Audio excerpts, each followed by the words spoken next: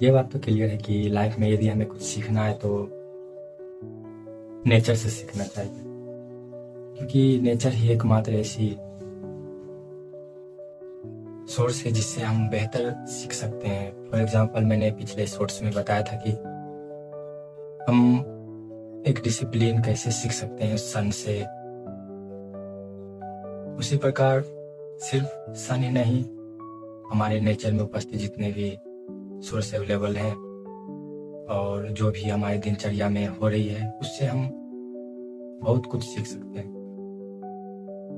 लेकिन सिर्फ सन ही नहीं, सन से हम सिर्फ डिसिप्लिन ही नहीं, सन यानी सूर्य, उससे हमें बहुत कुछ सीख मिलती है। जैसे कि सूर्य कभी भी थकता नहीं है कि नहीं मुझे आज नहीं उगना है कल उगना है, ऐसा कभी नहीं करते हैं वो। सूर्य हो गया, फिर सूर्य से हम ये चीज़ भी सीख सकते हैं कि हमें कोई कार्य किस दिशा में करनी चाहिए और किस प्रकार करनी चाहिए। ऐसा आपने कभी सुना है कि सूर्य का आगमन हुआ और वो पश्चिम से उग गया? नहीं, वो हमेशा प्रतिदिन एक सही मार्ग और सही दिशा से ही उगती है। चाहे परिस्थिति कैसी भी हो, आंधी तूफान जो भी हो, वो अपना अस्तित्व हमेशा प्रेजेंट ही रखते हैं। उसी प्रकार से एक बात थी कि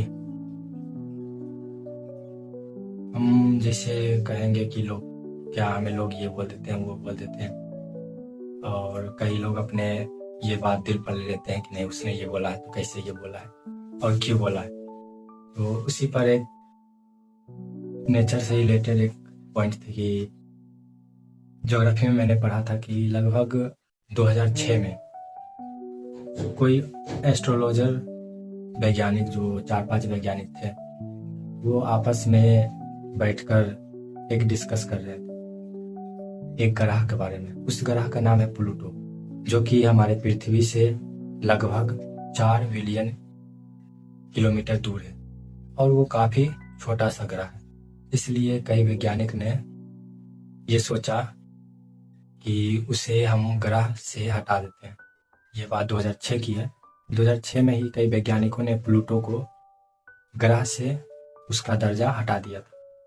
लेकिन यदि आप सौरमंडल को देखेंगे तो वो प्लूटो आज भी अपने अस्तित्व पर बना है और अपने जो भी अस्तित्व है उसको बरकरार रखा है और अपने एरिया को बनाए रखते हुए अपना स्थान पर चक्कर लगा रहे।